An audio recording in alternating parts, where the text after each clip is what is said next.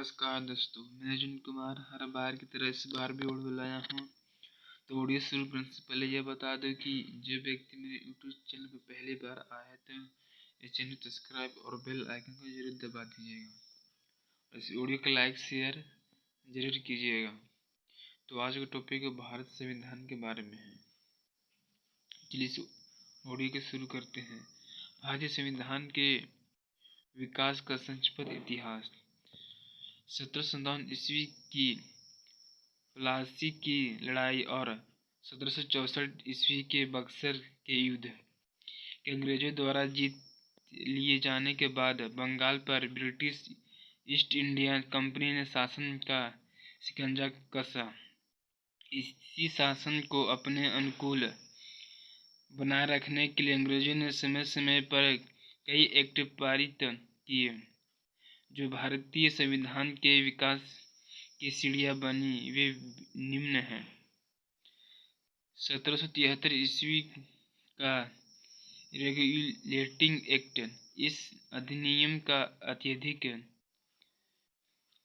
संवैधानिक महत्व है। जैसे भारत में ईस्ट इंडिया कंपनी के कार्य को नियमित और नियंत्रित करने को दिशा में ब्रिटिश सरकार द्वारा उठाया गया यह पहला कदम था, अर्थात कंपनी के शासन पर संसदीय नियंत्रण स्थापित किया गया। इसके द्वारा पहली बार कंपनी ने प्रशासनिक और राजनीतिक कार्यों को मान्यता मिली। इसके द्वारा केंद्रीय शासन की नींव रखी गई। विशेषताएं। इस अधिनियम द्वारा बंगाल के गवर्नर को बंगाल गवर्नर जनरल पद नाम दिया गया तथा मुंबई एवं मद्रास के गवर्नर को इसके अधीन किया गया। इस एक्ट के तहत बनने वाले प्रथम governor general Lord Warren Hastings थे। इस एक्ट के अंतर्गत कलकत्ता प्रेसिडेंसी में एक ऐसी सरकार स्थापित की गई जिसमें गवर्नर जनरल और उसकी परिषद के 4 सदस्य थे, जो अपनी सत्ता के उपयोग संयुक्त रूप से करते थे। 4 सदस्य थे जो अपनी इस अधिनियम के अंतर्गत कलकत्ता में 1774 ईस्वी में एक उच्चतम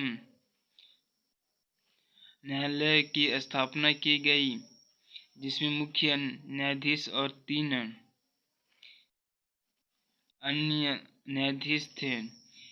इसके प्रथम मुख्य न्यायाधीश सर एलिजाह, अन्य न्यायाधीश इम्पे थे। अन्य 3 न्यायाधीश, पहला चैम्बर्स, दूसरा लिमेस्टर, तीसरा हाई, चौथा।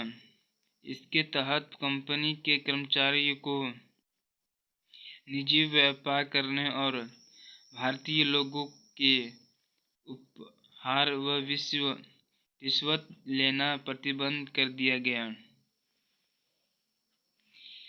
इस अधिनियम के द्वारा ब्रिटिश सरकार को बोर्ड ऑफ डायरेक्टर के माध्यम से कंपनी पर नियंत्रण सख्त हो गए।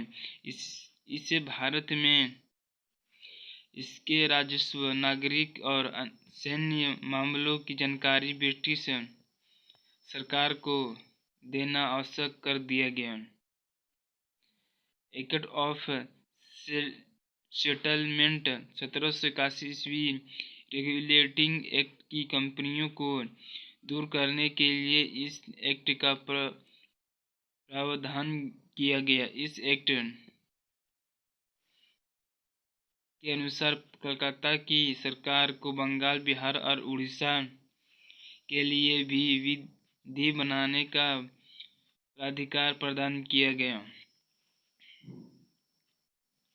1784 ईस्वी को पीटर्स इंडिया एक्ट। इस एक्ट के द्वारा दोहरे प्रशासन का प्रारंभ हुआ। बोर्ड ऑफ डायरेक्टर्स व्यापारिक मामलों के लिए, बोर्ड ऑफ कंट्रोलर राजनीतिक मामलों के लिए। 1993 ईस्वी का चार्टर अधिनियम इसके द्वारा नियंत्रित बोर्ड के सदस्यों तथा कर्मचारियों के वेतनादि को भारतीय राजस्व में से देने की व्याख्या की गई। 1813 ईस्वी का चार्टर अधिनियम। इस अधिनियम की मुख्य विशेषताएं हैं: पहला, कंपनी के अधिकार पत्र 20 वर्षों के लिए बढ़ा दिया गया। कंपनी के भारत के साथ व्यापार करने के अधिकार को छीन लिया गया, किंतु उसे चीन के साथ व्यापार एवं पूर्वी देशों के साथ चाय के व्यापार के संबंध में 20 वर्षों के लिए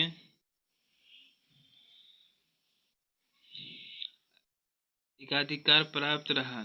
उस सीमा के अधीन सभी ब्रिटिश नागरिकों के लिए भारत के साथ व्यापार खोल दिया गया। तो आज की वीडियो मैं यहीं पर समाप्त करता हूँ। तो इस वीडियो को शेयर जरूर कीजिएगा और कमेंट में आप कोई भी सवाल पूछ सकते हैं। तो गुड बाय।